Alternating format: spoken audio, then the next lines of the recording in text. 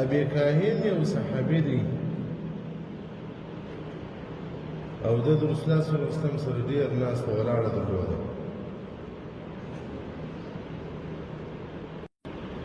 ابي کاهل رضی الله تعالی عنہ فرمایي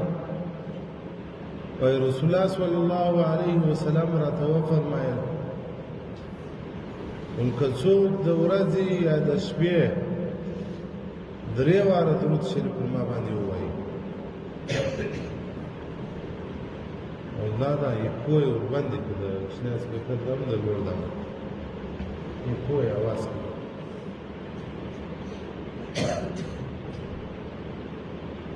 خو دغه درود حبا لي وشوقا إلي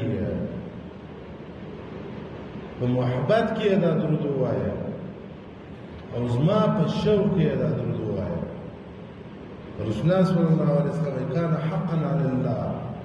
پر الله دا لازمه ده ان یغفر له ذنوبه چې دغه انسان ته به د دغې ورځې او د دغې شپې ګناهونه ټول معاف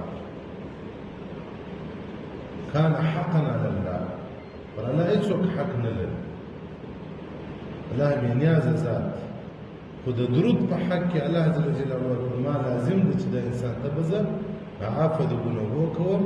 بخښل ورته کوم.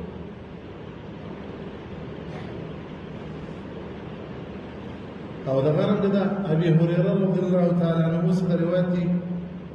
وایي قال رسول الله صلی الله علیه وسلم ان لله سیار من الملائکه الله یو قسم ملائکې پیدا کړي دي ګرځي اذا مروا کوم وخت چې دی پر هغه مجلس د درود شریف باندې ورسي پر هغه مجلس د ذکر باندې ورسي پر هغه مجلس د قرآن باندې ورسي پر هغه مجلس د دینی سبقانو باندې ورسي قال بعضهم لبعض دا ملائکه ایو څو ورته وایي کښېنه ګوره زموږ دې مجلس د ذکر مجلس د وعظ او د نصیحت مجلس دی نو هر ځای چې مجلس د ذکر شروع وي دغه ملائکې ورته راځي کښېني وایي کوم وخت چې دا قوم دعا کوي دغه ملائکې پر دعا باندې امین وایي.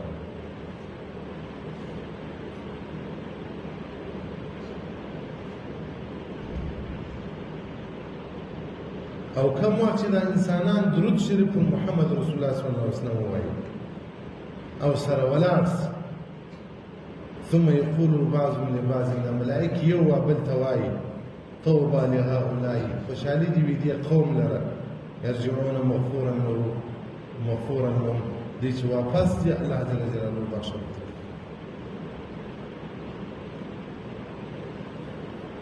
دغه د دنیا ژوند چې موږ ورپکښې واقع یو سترګې خوله ژبه لاسونه هر څه الله راکړي دي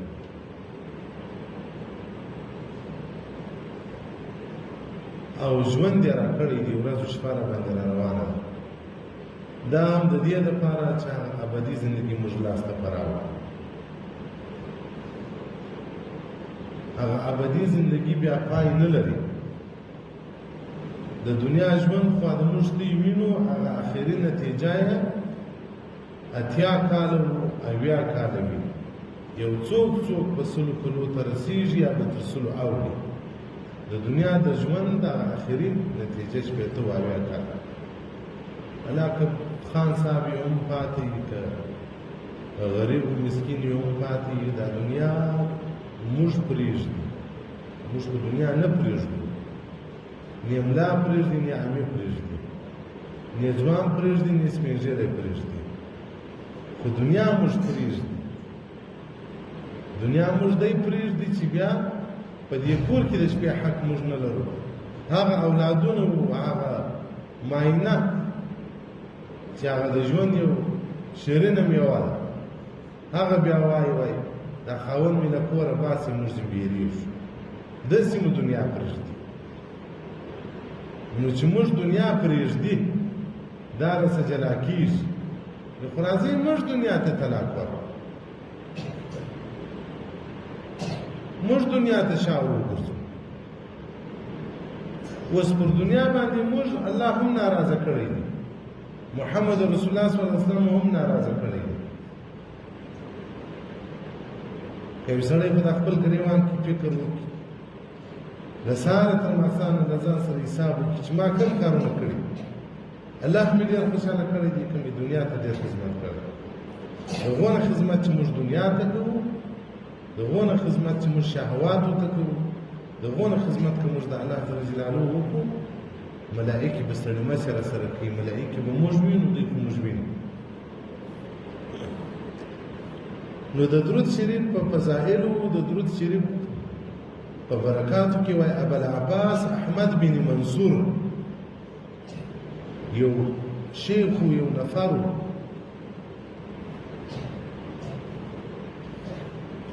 عالم وفات شو.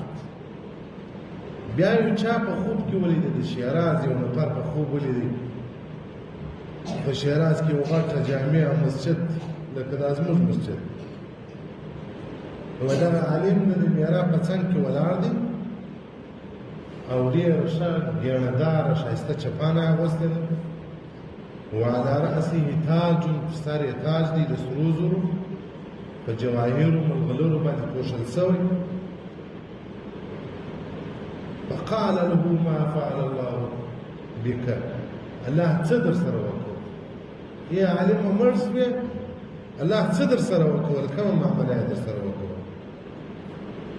وایي دا په جواب کې راته وویل غفر لي واکرمني وتوجني وادخلني الجنه، الله وبخښلم، الله ډېر غټ عزت راکړي او الله ډېر ونازولم او جنت یې واستولم. فقال له بماذا، شتنه ځینې په څه وجه باندې الله هم وبخښلي، هم یې ښه عزت راکړي او هم یې جنت ته واوستی؟ وایي ده ورته وویل بکثرة الصلاة علی نبي صلی الله علیه وسلم، ډېر درود ما پر محمد رسول الله صلی الله علیه وسلم باندې وایم.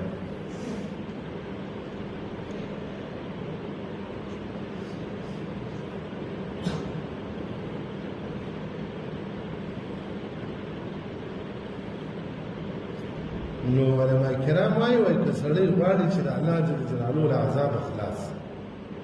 او آخره خاتمه یې پر ایمان سي، هغه د درود شریف ډېر وایي. په د عربي کې یو مثال دی، وایي د هر شي محبت په هغه شي کې سړی ړوند کړي. یو سړی د دنیا په محبت لکه موږ دا اوس په دا کرونا کې بازارونه بند وو، لوی عاجز صاحب و، د دکان مخ ته به پر دا تړه ناست چې ګراک به راغلی، ده به شټر پورته کړي، بېرته به یې شټر راکښته کړي. ما ته خو چې دا کلک روپۍ د ورځې راکوي چې دا ډول بې عزته ژوند وکړه، دا لمر بیا به پلوس راغ،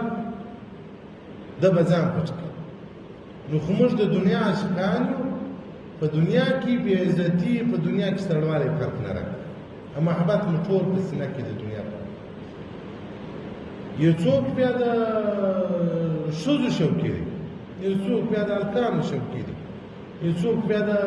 ډالرو شوقي دی، یو څوک بیا د مالدارۍ شوقي دی، یو څوک خو دا هر شي محبت چې په انسان کې راسي هغه سړی ړندوي. ړندېدل دا منع بل شي بیا نه دی کوي، نه په ذهن کې ورځي. نو که د رسول الله صلی الله علیه وسلم محبت په انسان کې راسي، بیا دې د ټولو شیانو ړندوي، یوازې هغه محبت به در سره وي. نو په هغه محبت کې که زکندن انسان ته راسي، الله جل جلاله د رحمت ملائکې ورته راستي او شیطان دې متکې ته نشي راتلی. درود شریف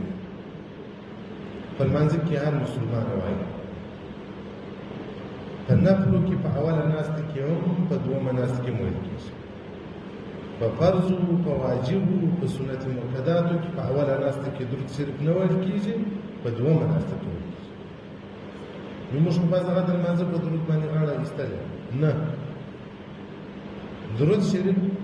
دپاره معینه ورځ او شپه هم معلومه ده، لکه د جمعې شپه او د جمعې ورځ، چې رسول الله صلی الله علیه وسلم د جمعې شپه او ورځ په درود باندې ښایسته وګرځوئ، او تاسو چې درود شریف ووایاست هغه ما ته رارسېږي. او بغیر له جمعې هم رسول الله صلی الله علیه وسلم تاسو درود په ما باندې وایاست نو چې څومره درود ته وایه د افغانستان هم د رسول الله صلی الله علیه وسلم په حضور کې ذکر کېږي تا به رسول الله صلی الله علیه وسلم نه یې لیدلی ده به ته نه یې لیدلی ستا نوم به د ورځې بار بار د ده په حضور کې ذکر کېږي نو د رسول الله صلی الله علیه وسلم محبت هم در سره پیدا شي دا زموږ په ماحول کې یو پلار دوه زامن لري یو زوی سهار او ماښام پلار ته لاس ورمینځي یو زوی بیا په کالو دوه کې ورته راځي د کم زوی سره د پلار ډېر محبت وي چې دغه ډېر ورسره ناسته ولاړه لري د دغه زوی سره د پلار ډېر محبت دی موږ هم د رسول الله صلی الله علیه وسلم مبارک اولاده یو احق علینا دی په موږ حقداره دی زموږ تر مور تر پلار زموږ مور او پلار دی د ده تر نامه قربان سي موږ دی د ده تر نامه قربان سو او د رسول الله صلی الله علیه وسلم ښځې امهات المؤمنین بلل سوي دي د ټول امت مندې دي نو چې ستا نوم په ورځ کې 100 واره د رسول الله صلی الله علیه وسلم په حضور کې یادېږي ملایکه ورته وایي چې پلانکي د پلانکي زوی د درود تحفه راواستوله نو که رسول الله صلی الله علیه وسلم یو وار وویل یو وار یې درته وویل چې وعلیک السلام یا ابن فلان پر تا دې هم سلام یا د پلانکي زوی لا دنیا و آخرت ښایسته شو او شیخ مبارک څه فرمایي وایي صد سلام از ما و از تو یک لبیک شیخ مبارک د رسول الله صلی الله علیه وسلم روضې ته ولاړ دی وایي زه به 100 سلام درته وایم خو ته یو وار لبیک راته ووایه هغه دغسې هم شوه یو عاشق چې د رسول الله صلی الله علیه وسلم مبارک السلام علیک ایها النبی ورحمة الله وبرکاته د هغې خوا غږ ورته وشو وعلیکم السلام یا ابن فلان دی زړه په تاسو د هلته شهید شو د محبت په توره د محبت پر لار باندې شهید شو نو که موږ 100000 واره سلام ورواستوو 100000 واره درود شریف ورواستوو که دی یو واره راته وویل چې وعلیک السلام یا ابن فلان پر تا دې هم سلامي د پلانکي زوی بس ما او ستا دنیا او آخرت ښایسته شو چې د رسول الله صلی الله علیه وسلم په خوله ما ورته یاد کړول شو بیا قبر څه معامله لري بیا د دوزخ څه پروا لرو بیا د پلسیرات څه پروا لرو د رسول الله صلی الله علیه وسلم په محبت کې دغه ټول شیان بیا هېڅ معلومېږي او چې د رسول الله صلی الله علیه وسلم محبت نه وي او د ده متابعت نه وي والله العظیم که ملایي که پیر وي که ګدا وي که د جنت دروازې ځان ورسي ډېر غټ منازل موږ ډېرې غټې لارې موږ ته په مخ کې شته اول شی چې ډېر مهم دی او ډېر د وارخطایي ځای دی د زکندر حالات په دې حالاتو کې دومره سپین کالیان بې ایمانه ځي سړی ورته حیرانېږي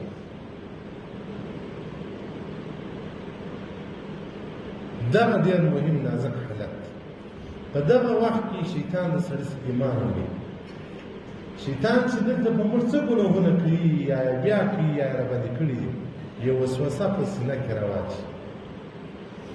نه شیطان په چا پسې لرګی رااخیستی دي نه شیطان چاته ویلي دي چې که دې ګناه نه وکولم نو زه تا تاڼې ته بیا بندي کوم که دې ژیره نه وخورېنه نو زه بیا وهم دا هر څه چې موږ کوو د شیطان یو وسوسه په سینه کې راولېږي بس موږ تر هر څه تېرېږو پر حالت زکندر د رسول الله صلی الله علیه وسلم شیطان 8000 فوج لشکرې حاضروي د هر انسان سره 360 ملایکې مقررې دي موږ یې نه وینو د هغه راستي وږي او د چپي وږي ملک چې زموږ دي هر څه دي کې موږ یې نه وینو نو دا شیطانان هم دا ډول موږ نه وینو وایي پر حالت زکندن شیطان 8000 لشکرې راولي وایي که مې پر دغه باډر بې ایمانه کړي چې تل منځونه او سجدې کړي دي ټول پاتې شو او که پر دغه باډر له ایمانه سره ولاړی که څه ګناهونه کړي او ټول الله بیا ورشي نو پر دغه بارډر پر دغه ځای باندې چې موږ له شیطانه خلاصېږو په ډېر درود ویلو سره او تاسو درود شریف شروع په ژوند کې به مو برکت راسي په مال کې به مو برکت راسي دونه برکت پکې در راسي چې مجلس ته ورسې هغه مجلس به په تا خوشحاله کېږي که دا مجلس نه ولاړ سي خلک به دې کېږي وایي څنګه ښه خوشحاله سړی دا دې په تجربه او کوم خوب چې موږ کوو په هغه خوب کې به موږ ته سکون پیدا سي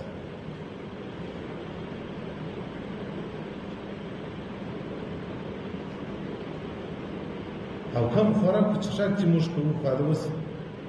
د ترو د خوږو په خوند پوهېږو که سړی درود صرف ډېر وایي د دې شیانو کې به بل قسم ذایقه او خوند پیدا کېږي بیا سړی نه له لوږې بیریږي نه له مسکنته بیریږي نه د ظالمه بیریږي نه له قبره بیریږي انسان کې داسې جوړ راسي چې هغه په پیسو او بل څه نه پیدا کېږي نه په علم پیدا کېږي نه په پیسو پیدا کېږي نه په هغه یوازینی په درود شریف باندې راځي الله دې موږ عهد د درود شریف وګرځوي الله دې زموږ ژبې په درود شریف مشغوله وګرځوي الله جل جلاله دې هغه مقام موږ ته د درود په برکت باندې راکړي چې صحابه کرامو ته وکړي صحابه کرامو دوه شان درلودل صحبت محبت هم ناس و د رسول الله سره او هم محبت سره کاوه موږ که صحبت نه لرو ناس ته نه لرو محبت خو فرض دی دومره فرض دی چې رسول الله صلی الله علیه وسلم وایي که څوک ما تر ځان تر اولاد تر مور تر پلار ځان ته قریب نه کي ځان ته مې ژوندی نه کي کامل مؤمن دی کامل مؤمن دی رسول الله صلی الله علیه وسلم موږ ته څه وخت راپیدا شو آیا په شماروز کې موږ ته راپیدېږي د ده په فراق په لرېوالي کې زموږ تر سترګو اوښکې راغلي دي